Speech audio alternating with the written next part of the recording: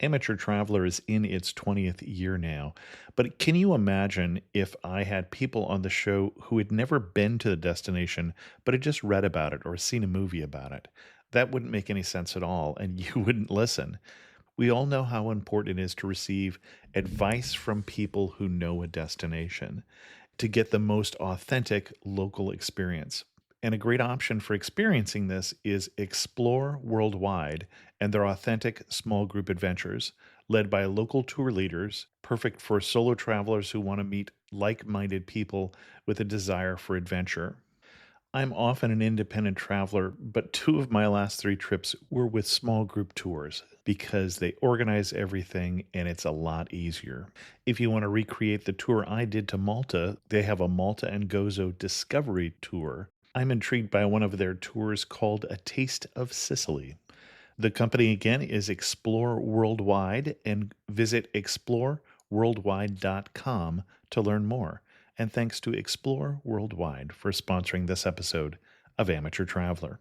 The nights are long, the days are short, and the weather is chilly to downright cold, depending on where you are. It's a good time to slip into a Quince iconic Mongolian cashmere sweaters, which start at only $50. You can treat yourself to everyday luxury at an affordable price with Quince. If you really want to dive into luxury, you can check out their leather handbags, washable silk shirts, and European linen sheet sets. Whatever you're looking for at Quince, all the prices are 50 to 80% less than similar brands, and they do that by partnering directly with top factories and cutting out the middleman. They only work with factories that use safe, ethical, and responsible manufacturing processes. And of course, they use premium fabrics and finishes for that luxury feel in every piece. But you've already heard me rave about my Quince travel pants. Treat yourself this winter without the luxury price tag. Go to quince.com/traveler for 365-day returns plus free shipping on your order. That's QUINCE.com/traveler to get free shipping and 365-day returns. Quince.com/traveler. And thanks to Quince for sponsoring this episode of Amateur Traveler. Got my bags packed, I'm on a roll. I'm heading out there and I'm ready to go. I'm looking real good in my passport photo. Oh, no.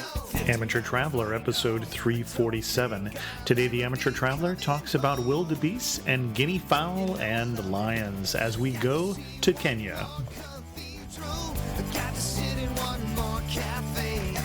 I know that I should be heading home, but maybe not today. Welcome to the Amateur Traveler. I'm your host, Chris Christensen. Before we get into this week's episode and this week's interview, I do have two news stories for you. In the first one, you may remember the story from a little while back about American Airlines seats getting loose on some of their flights. I think we were mocking them that the good news was you had more legroom. The bad news was that it happened in the middle of the flight. Well, Spirit Airlines is also mocking American in their new ad that says, "We let low fares loose, not seats." One airline that's laughing a little less is Air France. Air France was slapped with an $85,000 fee for violating the full fare advertising rules. And this is a new rule. I'm not sure if you're aware of it from the Department of Transportation, that when they advertise a fare, the fare has to be the full fare that you would pay. Now, that doesn't count baggage fees. It has to count all the airport taxes and other taxes that would be put on. So it would be how much money you would spend, at least if you took no luggage. $85,000 doesn't seem like a big fine, but at least they're putting some teeth into that new regulation. For links to both of those stories, check out the show notes at amateurtraveler.com. I'd like to welcome to the show Gretchen of Hawaii, who's come to talk to us about Kenya. Gretchen, welcome to the show. Thank you, Chris. I'm delighted to be here. I've actually been looking for someone to come on and talk about Kenya for some time, and it's been surprising to me that it's been a little harder than I would think to find someone who's gone there. I'm guessing that you went to Kenya, there was some wildlife involved. Yes, my husband is a wildlife photographer, and we both tend to be birders. Oh, interesting. So our first introduction to Kenya was actually with a friend who had lived in Kenya and had been in the Peace Corps, and she wanted to go back and revisit.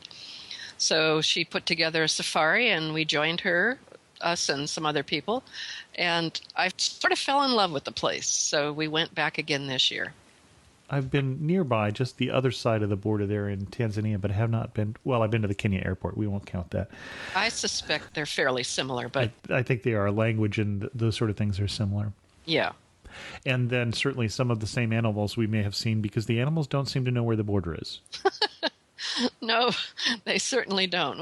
And this time we were there for the migration, which was really special. Now, you say you were there for the migration. I'm not sure that everybody knows what time of year and what migration you're talking about. Well, the migration is that of wildebeest and zebras, and they travel between the Serengeti and the Masai Mara, which is really the northernmost tip of the Serengeti, and it is in Kenya. So they sort of make this great circle around Tanzania and Kenya, depending on where the grasses are, obviously. And so when the zebras and the wildebeest are there, there's a lot of food for predators. So consequently, you have the lions following them and the cheetahs and the leopards and etc. And what time of year were you there? We were there in August and on into September. The previous trip, we were there in January and February. Now, is August still in the long, dry season? Well, it is winter, but we happened to miss the rain. That's all I can say. But they had a deluge of rain several weeks before we got there, and it definitely impacted our trip, sometimes in positive ways and sometimes in negative ways. Okay. And the reason why I ask is I know when I was in that area, they actually said they don't think of it as winter and summer. They think of it as the long dry season, the long wet season, the short dry season, and the short wet season. And they really don't quite correspond to our winter and summer in the same way. Well, I could believe that. One thing that people that are thinking of going to Kenya, it's very dry and arid, or that most of the pictures are that way, but it's also very cold. And I don't think a lot of people fully understand that. The average elevation of Kenya is 4,500 feet elevation, and the temperature corresponds to that. So it gets down into the 40s at night, and then it's lovely during the day. And this is out on the Serengeti, for instance? Yes, around the Masai Mara and the parts of southern Kenya tend to be cold. Well, and then as long as we're talking about parts of Kenya, what itinerary did you do and what itinerary would you recommend? I think you could go just about anywhere and be thrilled as long as you stay out of the cities. We started off in Samburu, which is north of Nairobi by about 8 hours driving time. I'll just give you a quick itinerary. Then we crossed over the country and went to Lake Baringo, and then traveled south and eventually ended up at the Masai Mara and hit a lot of different spots along the way.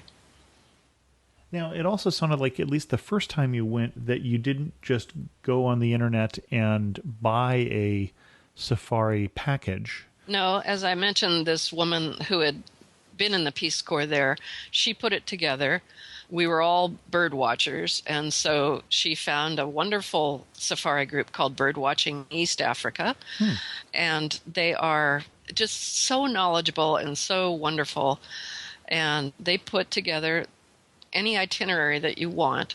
And in that instance, that first trip, we actually did go over to the coast, and then we also went up to Samburu and the same places we had gone this time.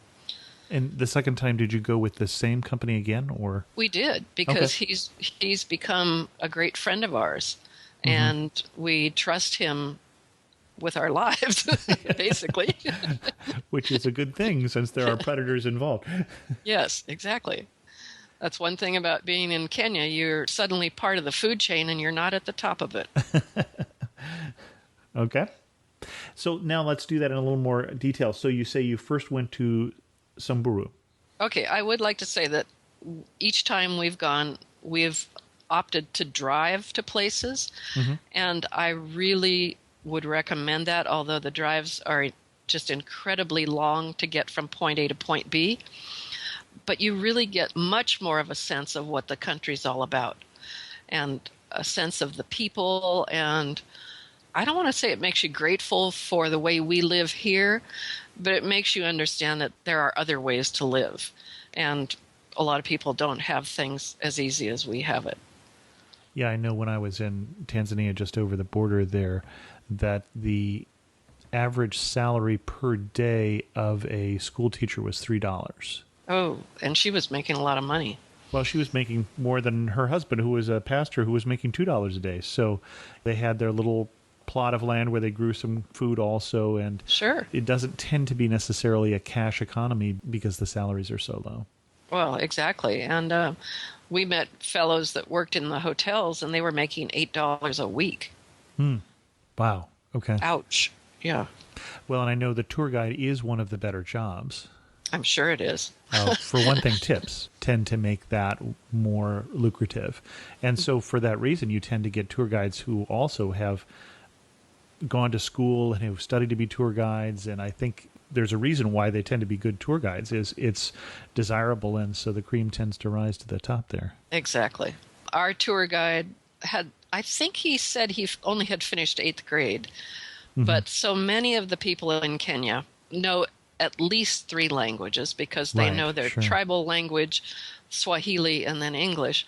But many of them that we met, and of course they're very apologetic that they have not had a higher education, but they can speak 5 languages. They speak German and Italian and English, and it goes on, and I just marvel at it. Well, and I think, as I understand it, the system in Kenya and Tanzania is the same. So the first 4 years would be in your tribal language. So in Maasai, for instance, or in Ki, whatever.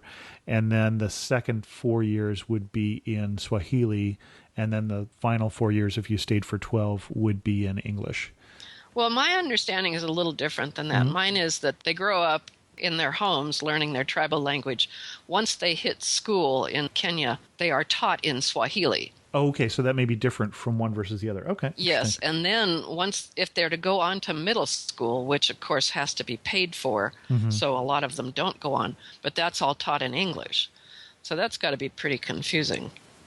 Yeah, you'd think so. Because Swahili is the national language, but English is the official language. Interesting. Yeah. And then again, back to your itinerary, you started in Samburu. Samburu, which is, as I said, north of Nairobi by about 8 hours. It's very dry and very arid. The first time we went, I was not at all impressed with Samburu. This time, it was the highlight of the trip for me. And what's in Samburu? Why that direction? Well, I know it's a fairly common destination, but, well, I've fallen in love with the people of Kenya and the way the women dress, that is just their tribal dress, I guess. So these brilliant colored congas, and then the beads that are like big collars, so that they're about 6 to 8 inches long, these big collars that they wear on them. And it's just so colorful and so beautiful. And you find that only in Samburu. You're going to find something different down in the Masai Mara. And so I really liked that. But this time up in Samburu, we had just an exceptional encounter with elephants in that we saw some and we followed them, and they were going over to the river, which brings me to the fact that the river was exceptionally full because of all that rain. And we had about 50 to 60 elephants crossing the river. And they, of course, played in the mud alongside for a while, and the babies would lay down in the mud. And then there was so much to look at, it was hard to really figure out what they were all doing. And then they'd begin crossing, and the babies would almost get swept away, and they'd fall into holes. But there was 4 elephants in particular that were probably teenagers, but they just laid down out in the middle of it and let it sweep them down, and they would roll over, and they were clearly playing. And sometimes you'd just see a trunk acting as a snorkel. You wouldn't see any elephants. And they got swept several hundred yards downstream, but it takes a lot of water to push an elephant downstream. And they stayed like that probably for 45 minutes. And all these other elephants just hanging around the banks. And it was just such a wonderful experience. It was unlike anything I'd ever expected to experience.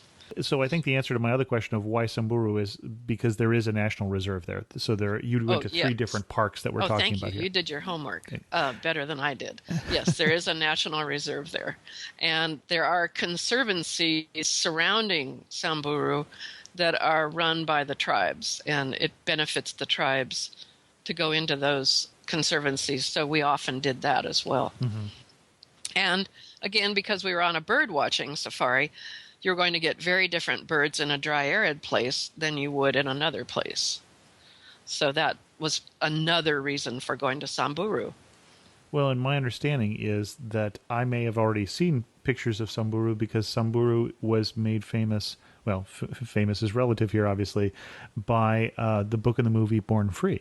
That's one of the two different areas that the people behind that book were behind.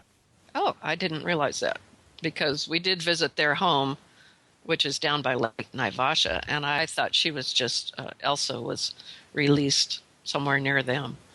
Possibly, but I'm not sure where Elsa the Lioness was, but basically they were behind two different preserves, and this is one of them. Oh, okay. I will accept that. Excellent. Is there more we should say about Samburu? Well, yes. While the photographers were all photographing, I went and visited a tribal village. And anytime in Kenya, and I'm sure in Tanzania on your visit, you always have armed guards with you around your campsite. We actually didn't, but then we didn't camp out. We were camping out in tents that were set up for us right there on the spot. So, yes, we were part of the food chain. And in Samburu, where we were set up, was right next to a dry stream bed, which is also, turns out, a super highway for a lot of the animals. So the guards parked themselves at night with a big fire right out in the middle of that stream bed to keep the elephants and the bigger animals away. And of course, they all had machine guns or big guns. I'm a girl. I don't know my guns. But the guns look dangerous. But anyhow, going back to visiting the tribal village, one of the guards, whose name is Dominic, because they all have Christian names, Dominic invited me to go to his village. And I believe that I was with some other folks from our safari. I believe we may have been the first people to visit his village. They were so excited. And he invited us into their hut, which is, we had to stoop over to get in. And it's about the size of maybe my bathroom. And of course, that's where they cook and they sleep and they do everything. And it's tiny, tiny, tiny. And the women build them out of sticks and then cover them with plastic and clothing. I think a lot of the donated clothing that Americans send over is used as roofing material, be that as it may. So that was really exciting, and all the ladies from the village came out and welcomed us. And then you pay for the privilege of going to any village, but it's good because you're allowed to take as many pictures as you want. And so, of course, I had a digital camera, and every time I'd take a picture of one of the ladies, I would show her. Although she didn't speak English, you could tell she was going, "Oh, my goodness, my hair, it looks horrible. Oh, I didn't know I had that." Some things are universal. It really was. It was so cute. And I really and truly enjoyed that experience. We found that with the kids that was always great fun. But, of course, it was endless fun to them. Oh, yeah. Yeah. And of course, the kids were there, too, and posing and acting silly. And, yeah, it's just great fun because you get a glimpse into what their life is like. And they're just such wonderful people. They really are lovely people. Okay, I'm done there. So leave Samburu. Okay. And then we were to go to Mount Kenya, but due to the rains, the road to Mount Kenya had become a wet stream bed. So we went on to Lake Baringo, but along the way we stopped at Solio Reserve, which is a privately owned reserve and requires special permission to get there. But at Solio, they're raising rhinoceros. And we Went out in the boonies there. And at one point, that was exciting because about a mile away on a distant hill, there was about 30 rhinos in silhouette. And that was really exciting to see. I'm a real wildlife kind of girl, so that was really neat. I have seen one in the wild. I mean, we saw herds of zebras and herds of wildebeest, but one black rhino. You don't want to see too many rhinos, especially if you're not in your car. That's another thing that people who've never been to Africa, the car becomes a shield between you and the animals, and you're not allowed out of the vans, generally. It can be tough on those of us that drink a lot of coffee or tea in the morning. But it's just something you have to put up with. Well, and we did have places where we were out in the park and someone would not make it to lunchtime and the pit toilet, and so they would be ushered out behind the back of the van, but the guide was always very careful about what part of the park we were in and where the predators were before they did that. Our guides were also good about that, about letting us out, but it had to be somewhere where they could see all around. Yeah, obviously. And yeah, these aren't things you normally think about, but you do need to think about them in Kenya. So then we went on to Lake Baringo, and again, it was very much impacted by the rains. We had been to Lake Baringo on the first visit and camped not far from the water's edge. This time, the lake had risen maybe 30 or 40 feet, and where we had camped before was now underwater, and the resort that was there right next to where we camped is now underwater and is closed. So that was interesting just to see the difference. Baringo is known for birds, and it's not a place that the average person would go to. But if people like to see diversity of birds, Baringo is the pièce de résistance in Kenya. Well, you say birds. I was reading 470 species of birds. Well, during the 3 weeks we were there, we got 430. Wow. Yeah. I believe that there are more like 1,000 species in Kenya at certain times of year because birds migrate down from Europe and winter in Kenya. And so you get all kinds of birds in there. And the most memorable being what? Most memorable bird for me, oh golly, there's so many, but I love the guinea fowl. Okay. I don't know if you saw those in Tanzania. No. But they're brilliant blue, and they're a large bird. They're about the size of a big chicken, and they are a ground bird, and they're this brilliant blue with these long feathers, and then they have white striping coming down and then polka dots on the wings, and they go around in pretty large flocks and make a lot of noise, and they're just kind of fun. Of course, there's so many birds. I mean, flamingos and hornbills and just wonderful, wonderful birds. Excellent. Yeah. Anything else about the lake we should talk about? Well, again, I went to visit another tribe there, and this one was a Stone Age tribe. Still one of the few remaining Stone Age tribes, and it happened to be a little bit north of there. And we signed up to go visit or asked our guide to set it up. And we were taken up there, and the tribe is nomadic, but because of land squabbles, they're fairly more stationary now than they have been. It's called the Pokut tribe. And they've put enough money together to send one of their young boys who showed a lot of promise all the way through high school and now on into college. And it just so happened that he was there during the time that we were, so he gave us a tour. These ladies put mud in their hair, and they have their necks stretched up, and they don't use any metal implements or tools. It's all Stone Age, and they make bows and arrows to shoot with. And I mean, it was just fascinating. They weren't nearly as welcoming as Dominic's people. I think that's probably why they would still be Yes. But very sadly, and I think I mentioned to you in an email, it's not sad, but China has come in and paved 40,000 miles of road in Kenya. And one of those roads is going right past this Pokut tribe. So I feel that within 10 years, they will not be a Stone Age tribe. So I'm really grateful that I got to see them. Although, if I were a Stone Age tribe, I wouldn't mind not being a Stone Age tribe, I think so. It's always one of those complicated things. It is, and you have to reserve your judgment when you go to a place like this, because you have no idea what anybody wants. Right. So from there, we went down to Lake Nakuru, which also had risen its banks by about 20 feet.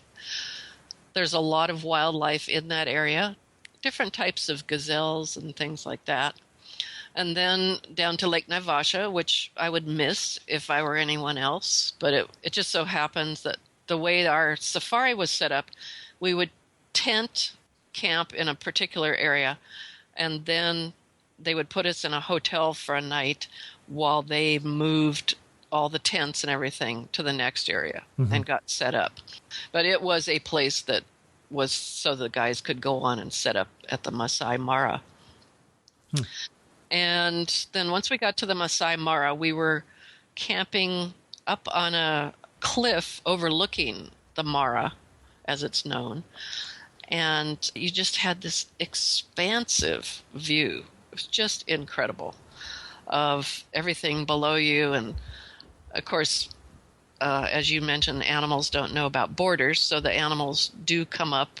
We had a giraffe walk through our through our, through our camp, and all sorts of things like that. But this is the home to the Maasai people, and they dress very differently. They dress in bright yellows and bright reds, and the men wear red and blue, and they're very proud of their traditional dress and all the beadwork. And so the men also wear all the beadwork. And I don't know, it's just like something out that you saw in National Geographic when you were a kid. And I think this is part of the draw, is that all of a sudden you're living National Geographic. But the thing that's so interesting is everybody that we met, except maybe the Pokut tribe, has email. They have cell phone. So you can't stop progress. Sure, yeah. Yeah. And the Masai Mara was, of course, wonderful because of the migration that we talked about. We had a wonderful encounter with a cheetah who perched on an anthill about 20 feet away from our van and just stayed there for half an hour or so. And it was a female, and she had her teenager with her, and the teenager kept trying to play with her, and the female would bat him away. Leave me alone, kid. I gave you some food. I don't know. There's just so many. Just every moment is exceptional. It's just such a magical place for me. And I think most people would enjoy it if they don't mind getting a little bit dirty and living out in the wild. But you also can go luxury and fly from point A to point B. But I think you miss a lot that way. Now, in the Serengeti and the Masai Mara, there aren't any lodges, are they? Yes, there's some very upscale Okay, lodges. I was not sure of. The East Mara has a lot of lodges. Okay. But the East Mara, because it's so close to Nairobi and can be done almost as a day trip, is a little bit devoid of wildlife. Got it. The wildlife go where there's not people. So we were on the West Mara, and we got a lot more wildlife.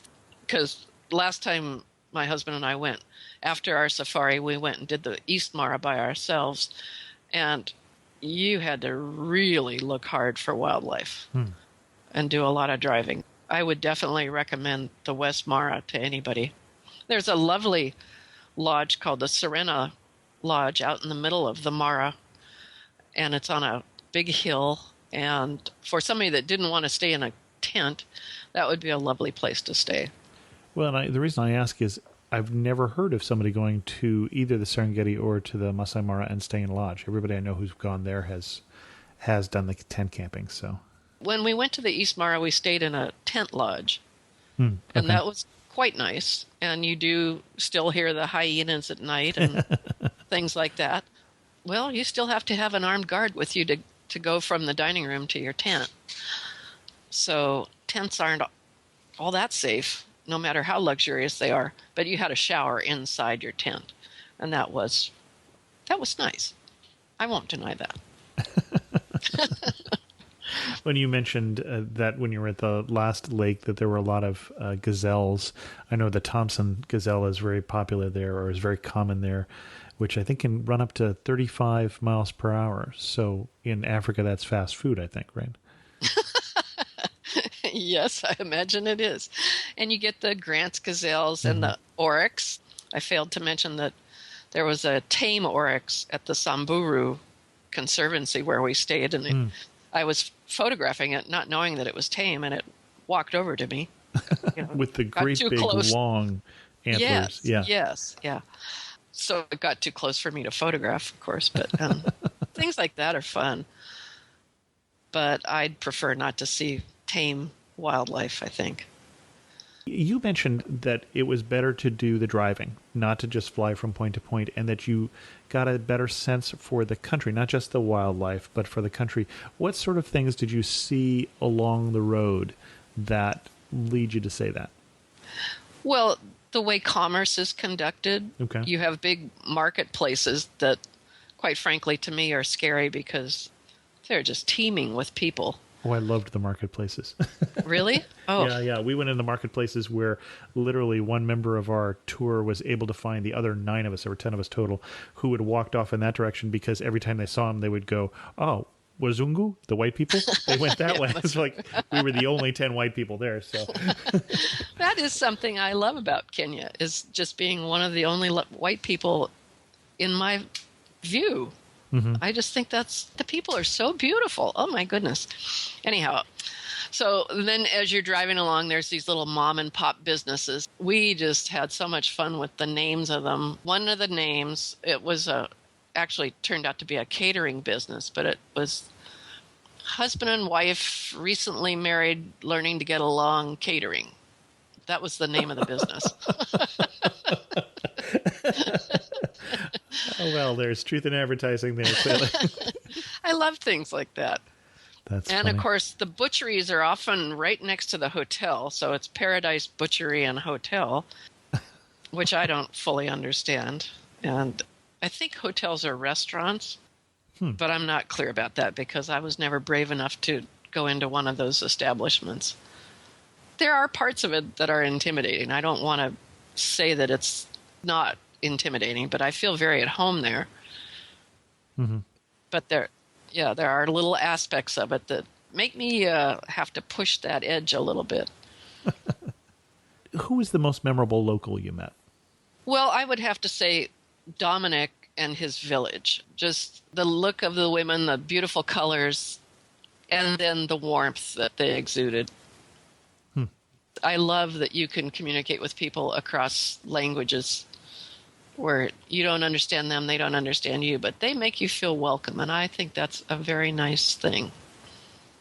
Excellent. So you've been twice. What surprised you the second time? What surprised me was how much Kenya had changed in a year and a half. The first time I went, I saw it as a third world country, and that was through my eyes. And going back, I realized it is a developing country.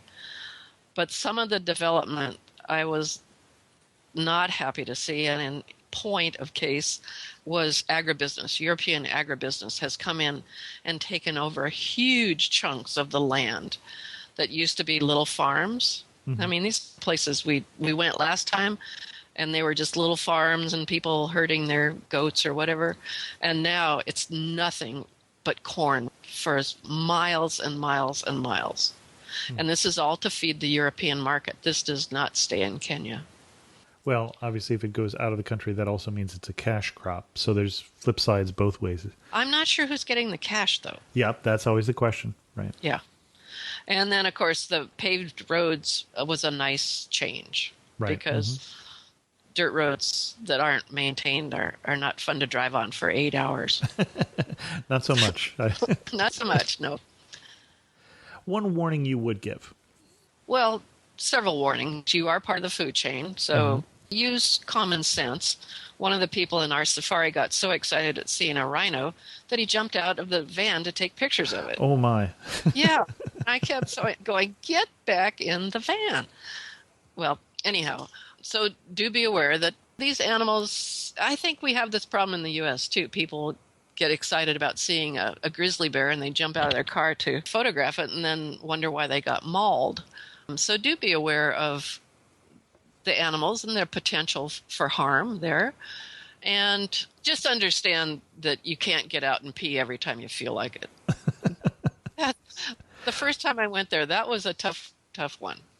Because the ladies, once they would open the door, the ladies would just pile out as fast as they could. You said your husband took 13,000 pictures. Yes. What one or two really just take you back there? Just really iconic for your visit? Well, there was one picture that he took last time that stands out in my mind, and to me it just exemplifies Kenya altogether. And one morning we were in a van going somewhere early, and it was in a fairly populated area at Lake Naivasha. And there was a gentleman walking his maybe 5-year-old child down the road to school. And out of the bushes comes a giraffe and walks right in front of them. And it didn't faze them at all. It would be like a dog or a cat walking in front of us. And he got a picture of it, and to me, that just is Kenya in a nutshell. It's people and wildlife living together. Yeah, I remember we were driving on the road when suddenly the giraffes decided to cross the road, and we weren't in a park or anything like that at the time. But they migrate. Yes, they do. And I was also surprised that just around houses, there's zebras. I mean, once you get out of Nairobi, there's zebras, there's giraffes. It's just part of the wildlife. It's part of life there. You know this question. When did you feel closest to home, and when did you feel furthest from home? I have to say I feel very, very much at home in Kenya. Just being there, I feel like I should be living there. If I actually did, I don't know if I'd feel that way. When I'm out in the bush and looking at wildlife, and I feel so comfortable and so much at home. How about when you're lying in your tent at night and you hear the hyena? Oh, I love that. Okay. Yeah. I don't feel threatened by a hyena. Now, if it was a lion. We did wake up one morning on the first trip, and the guard said, "Oh, did you hear the lion kill last night?" No. "Oh, yeah, a lion killed a zebra about 1,500 feet from the tent." It's like, oh my gosh. That's not very far away. But when do I feel furthest away from home? When I'm on the damned airplane. Oh, yes. Okay. Because I live in Hawaii, it's exactly halfway around the world from us. And it's about a 36-hour trip. Yeah, no, it is a long trip. 2 night flights in a row, probably. Yeah, at least. At least, yeah. But it's worth it once I'm there. One thing that makes you laugh and say only in Kenya. When I see a hole in the ground that I have to use as a toilet. Okay. Because that's what you will find in gas stations and things. Ah, okay. We're not just out of the bush here. Okay. No. And then also on the first trip, we took a train ride to Mombasa. And they had a toilet. Well, they had cut a hole in the floor, basically. So that is something you have to learn how to do. And on this trip, we stopped somewhere, and there was some American folks, and she went into the lavatory. It looked like a nice lavatory, but it was just a hole in the floor. And she walked out and she said, "I don't think I can do that." I said, "Well, you better get used to it." Before you go to Kenya next time, you'll make sure you pack what? Well, I'm going to bring my better camera for sure. Warmer clothes. Which is surprising. Yeah, over the nights out on the Mara, it was very, very chilly. When we were out on the game preserves, we were in one of the Land Cruisers that the top popped up. Mm-hmm. And we found that a monopod actually was a good thing to take with your camera when you're trying to get a picture of that black rhino that doesn't want to get close to the vans. Okay, well, you're not talking to the photographer. You're Yeah. talking to the photographer's wife. So in that case, it would be bring a book. But but he uses a beanbag. Oh, okay, sure. To perch it on the top of the car for Yes. stabilization. Yes. Yeah, no, that's another good trip. And if you're traveling with somebody who's just crazy about photography, yeah, bring a book. Okay. You can only look at wildlife so long. How many days did you do? The safari was 21 days. Oh my, that is a long time. Yes. And then we got there about 5 days early, I think, to sort of acclimate from that Hawaii to Nairobi trip. And we did some fun things in Nairobi. And one of those was the Kazuri Bead Factory, Okay. which I would highly recommend to folks that are going to Kenya, because they now do everything from mining the clay to making the beads. And it started out as a way to help single mothers, and it was just sort of an experiment. And they now employ 300 people and sell beads around the world.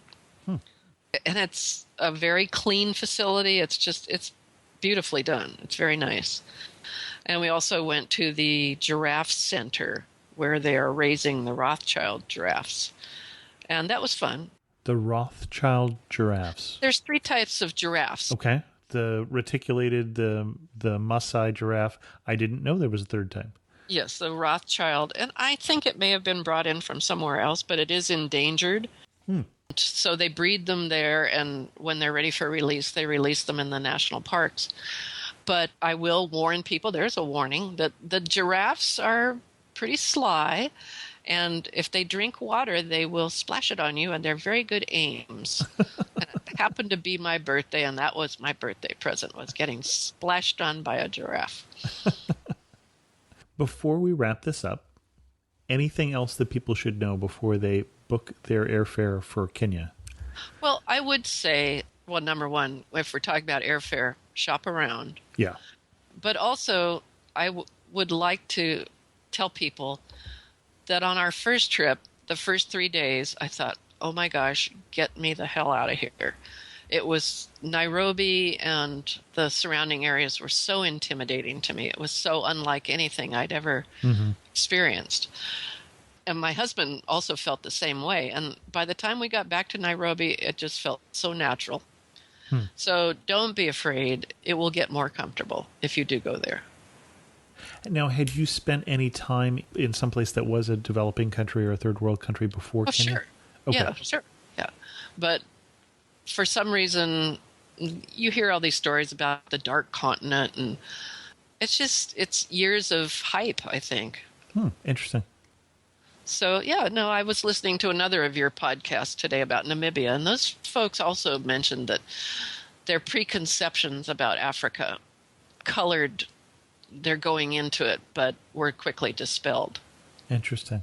Yeah, Well, you know the last 2 questions. I do. Finish this sentence for me. You really know you're in Kenya when what? Well, I go back to when a giraffe crosses in front of your path. And if you had to summarize Kenya in 3 words, what 3 words would you use? It would be wildlife, people, and wonderful. And you mentioned the wildlife and the people. Which would you go back for? I personally would go back for the people. Okay. That was the same experience that I had. Is I told people go for the wildlife, but you'll go back for the people. Yes. And as a matter of fact, we've already got another trip planned, and I do hope to work with some of the people. Excellent. Yeah. Well, Gretchen, thanks so much for coming on The Amateur Traveler and telling us about your love of Kenya. Well, it's certainly been my joy. So thank you, Chris. I heard from Annette earlier today, and when I say heard from, I actually talked to Annette on the phone as she was trying to get an email through to me. She called the phone number that's in the contact page, which actually rings through to my cell phone.